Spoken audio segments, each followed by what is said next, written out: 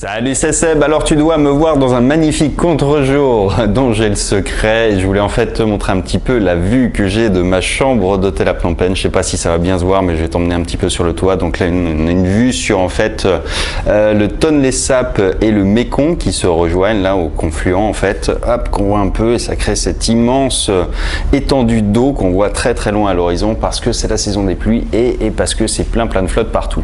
Mais bref, je vais pas te parler plus que ça du Cambodge. En revanche, je vais te parler de l'hôtel. Et tu vois, j'ai une grande chambre. Allez, je te montre un petit peu vite fait. Donc j'ai deux grands lits king size avec un bureau, une cuisine, une machine à laver, bref, un mini appartement.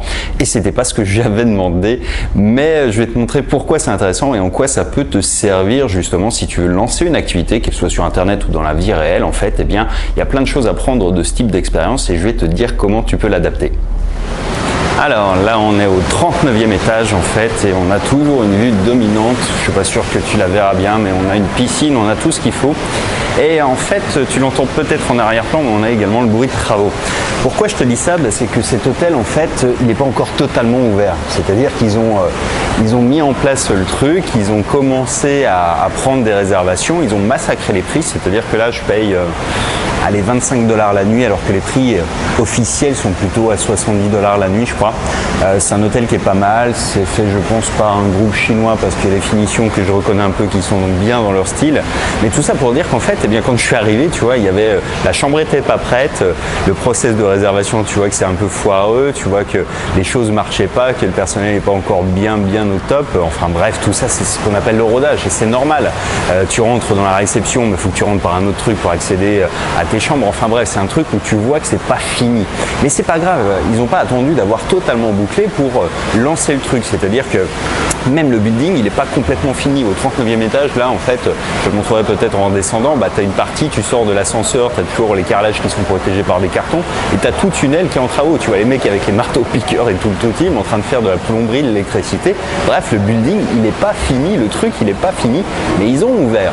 Et c'est ça qui est intéressant, en fait, en parallèle, c'est que sur Internet, eh bien, on a la capacité à faire des tests, à faire beaucoup de choses avant même d'avoir créé une activité. Tu sais, dans l'ancien temps, en fait, il fallait, je sais pas, si tu voulais monter une boucherie, fallait que tu achètes la boucherie ou que tu loues le local, que tu remplisses les stocks, que tu mettes de la barbaque, bref, que tu fasses tout comme si c'était vraiment ouvert et tu n'avais pas le choix. Mais aujourd'hui, tu as le choix, tu as toujours des processus qui te permettent effectivement de le faire comme ça. Et c'est encore plus vrai sur Internet. C'est-à-dire que là, à l'échelle de l'hôtel, tu vois, ils ont ouvert, ils continuent les travaux, ils massacrent les prix. Tout ça fait que quand t'es client, tu dis, tu passes l'éponge. Tu dis, oui, c'est normal parce que voilà, je paye beaucoup moins cher. Donc, en plus, j'ai été surclassé. Tu vois, donc la chambre a été tellement pas prête qu'ils m'ont surclassé, ils m'ont fait une chambre qui vaut plutôt dans les 100 $. Bon, pour 25 $. Donc, tu vois, tu fais une bonne opération quand même et t'es content. Tout le monde est content. Eux, ils prennent de l'expérience, ils rendent du cash pour avancer leurs travaux. Donc tout ça, ça roule. Et sur Internet, on peut faire la même chose, mais encore mieux. C'est-à-dire que si tu as une idée de produit, par exemple, ça ne sert à rien de le créer. Si tu as une idée de service, ça ne sert à rien de l'avoir tout fini, tout mis en place. Il suffit simplement, souvent, de mettre en place, tu as des campagnes de pub. Par exemple, sur Facebook, tu vas mettre un petit budget de 10, 20, 30 € en place. Et avec ça, tu vas savoir si oui ou non ça intéresse les gens. Tu vas mesurer les réactions, tu vas mesurer les clics.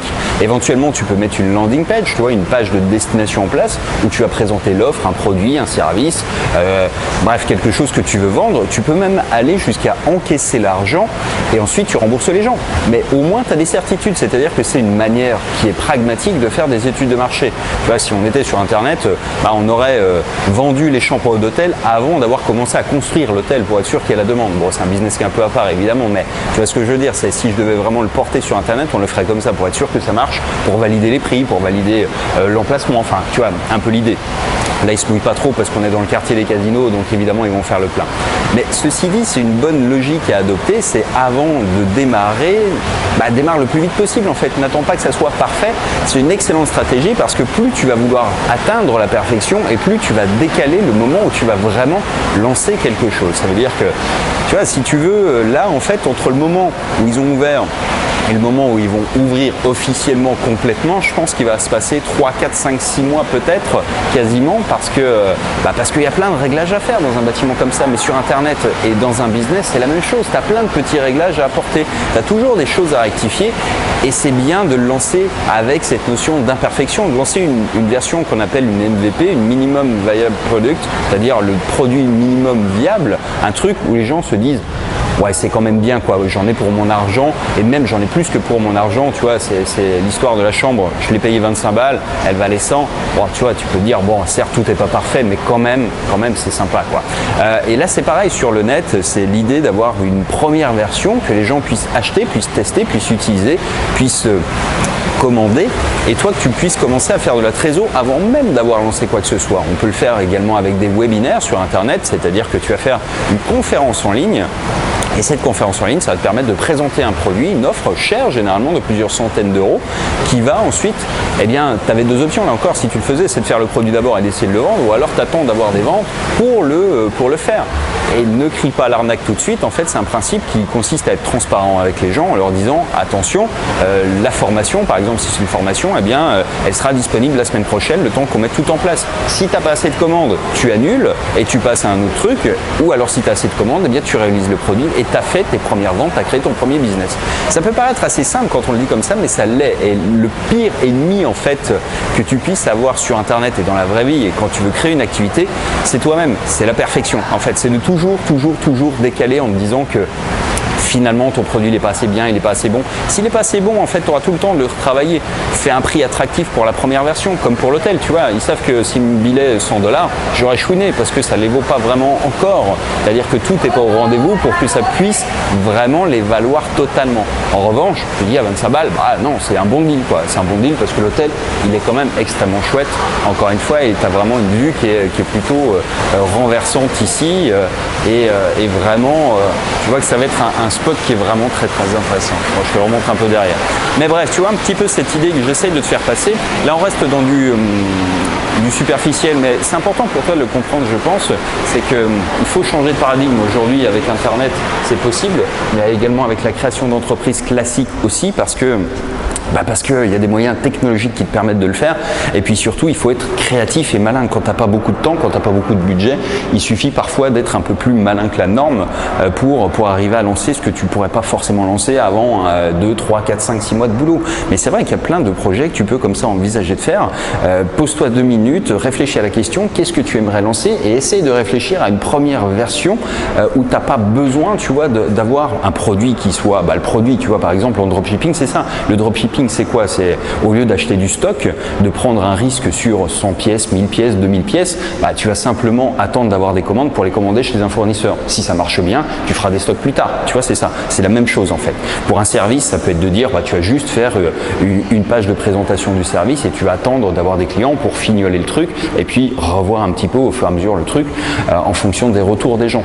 Et la dernière version, c'est des infoproduits, un peu comme je fais moi, tu vois, des formations par exemple. Tu vas dire, je vais le vendre d'abord. S'il y a des commandes, je vais dire voilà. Et si on n'a pas, je vais tout simplement annuler le truc.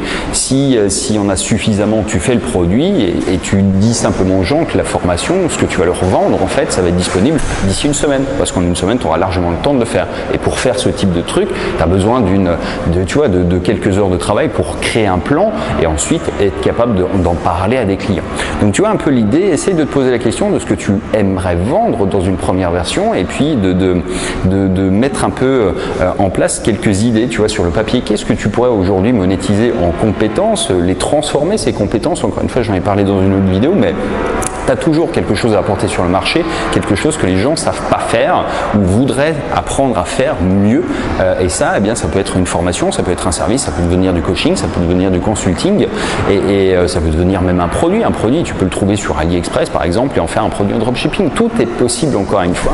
Il ne tient qu'à être créatif et imaginatif et surtout quand tu parles du problème des gens. Quand tu as un problème que les gens cherchent à résoudre, c'est facile de trouver une solution.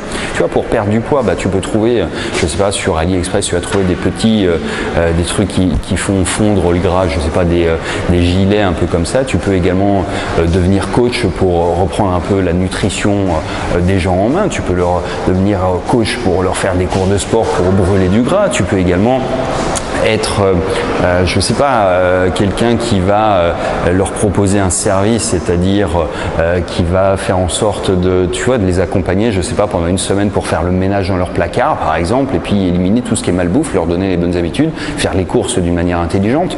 Ensuite, tu pourrais transformer ça en formation. Tu vois que à partir du même problème, en fait, tu peux apporter plein de solutions. Mais ça marche avec la menuiserie, avec le jardinage, avec la conquête spatiale, bref, avec tout ce qui t'amuse ou tout ce que tu sais faire surtout. Et c'est ça qui est intéressant. Donc pose-toi vraiment 5 minutes et réfléchis à cette question. Laisse-moi en commentaire ce que tu aimerais faire, si tu as des idées déjà bien précises, et puis ce qui te bloque pour arriver à le faire dans une première version minimale. Allez, j'en ai fini pour aujourd'hui. Moi, je vais me promener un peu à Phnom Penh. Je te ramènerai quelques images, je pense, et je te dis à très bientôt dans la prochaine. Ciao!